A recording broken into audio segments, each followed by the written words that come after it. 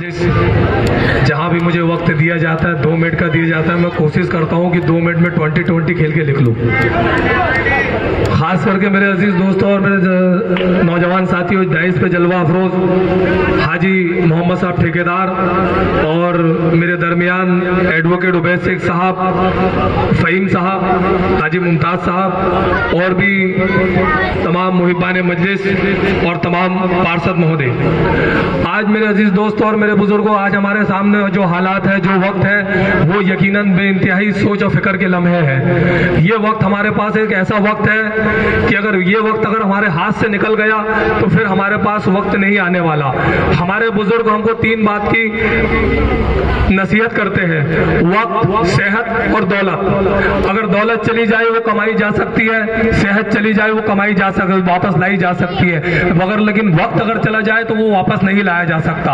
इसलिए मेरे अजीज दोस्तों और मेरे बुजुर्गों, मैं आपसे बहुत ही अदब और एहतराम के साथ गुजारिश करना चाहूंगा कि हम आने वाली 17 नवंबर को 7 नंबर का बटन दबाएं और पतंग निशान को दबाएं और नफीस मंसूर खान साहब को कामयाब करें। और इसलिए कामयाब और कामरान करने की जरूरत है क्योंकि मध्य प्रदेश में हमारी आबादी 7.5 से 8% की है, लेकिन हमको मात्र कांग्रेस 2 टिकट देती है और जैनों की आबादी मध्य प्रदेश में 0.91% है और उनको 8 टिकट देती है। बताइए मेरे अजीजों, ये हमारे साथ कौन सा इंसाफ है?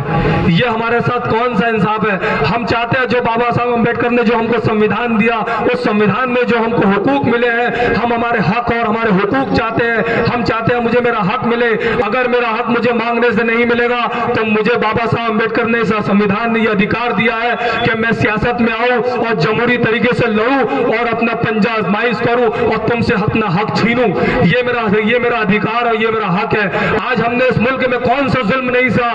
आज हमने इस मुल्क में गुजरात का फसाद देखा, आज हमने अपने इसी शहर में 2008 का फसाद देखा, हमने बाबरी मस्जिद की शहादत देखी, हमने यही शिव कुमार सिंह चौहान की बिल्डिंग से 92 में चलती हुई गोलियां देखी। उसके बावजूद भी आज हम इस मुल्क में एक शीशा पिघलाई दीवार की तरह इस मुल्क में अगर कोई खड़ा है तो इस मुल्क में सिर्फ और सिर्फ वाहिद मुसलमान खड़ा है। मेरे अजीजों, क्या आप भी हमारे जमीनों का हम सौदा करना चाहेंगे?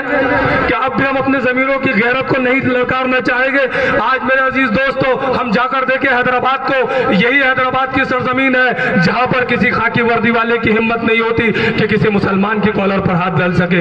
आज मेरे अजीज दोस्तों, मैं नासिर साहब के साथ था, नासिर साहब के साथ मैं होटल पर था, इनको वहां से किसी का फोन आया और उन्होंने कहा कि साहब मुझे थाने पे बिठा लिया गया नाजायज तरीके से। तो नासिर साहब ने फोन किया, कहा कि आप उसको छोड़ोगे या नहीं छोड़ोगे, मुझे सिर्फ इतना जवाब दो। तो बोले नहीं छोड़ोगे। अगर आप नहीं छोड़ोगे तो फिर उसके बाद मैं यहां से जो करूंगा फिर आपको उसका अंदाजा भी नहीं है।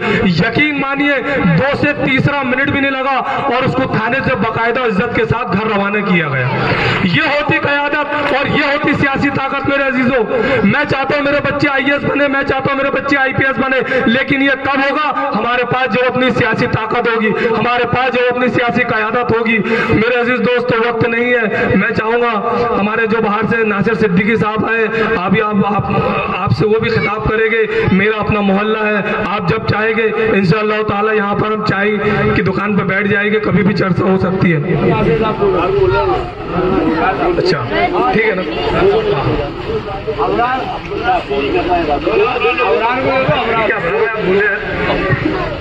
अबरार पार्षद साहब आपसे खिताब करेंगे।